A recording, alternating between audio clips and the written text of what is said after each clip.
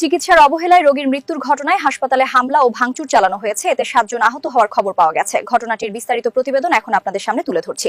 চিকিৎসাধীন অবস্থায় এক রোগীর মৃত্যুর ঘটনায় শরীয়তপুর সদর হাসপাতালে দায়িত্বরত এক চিকিৎসককে মারধরের অভিযোগ উঠেছে রোগীর স্বজনদের বিরুদ্ধে।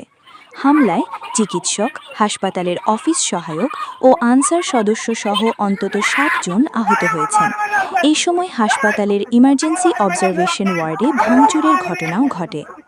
শুক্রবার 15 মে রাত 1টার দিকে শরীয়তপুর সদর হাসপাতালের ইমার্জেন্সি অবজারভেশন ওয়ার্ডে এই ঘটনা ঘটে। এতে গুরুতর আহত চিকিৎসক মেডিকেল অফিসার নাসির ইসলামকে আশঙ্কাজনক অবস্থায় হেলিকপ্টারে করে ঢাকা মেডিকেল কলেজ হাসপাতালে নেওয়া হয়েছে। অন্যান্য আহতরা হলেন শরীয়তপুর সদর হাসপাতালের অফিস সহায়ক Eskander Sheikh, Ansar guard commander APC Abbas Ali, Ansar সদস্য সোহেল সর্দার, কামরুল, আজিজুল হক ও কাউসার। অন্যরা প্রাথমিক চিকিৎসা নিয়েছেন। হাসপাতাল সূত্র ও আহতদের সঙ্গে কথা বলে জানা যায়, শরীয়তপুর পৌরসভার উত্তর বিলাসখানের এলাকার লাল মিয়া কাজী হৃদরোগে আক্রান্ত হয়ে শুক্রবার রাত 10টার দিকে সদর হাসপাতালে ভর্তি হন। চিকিৎসাধীন অবস্থায় রাত 12টা 40 মিনিটে তাকে মৃত ঘোষণা করেন চিকিৎসকরা।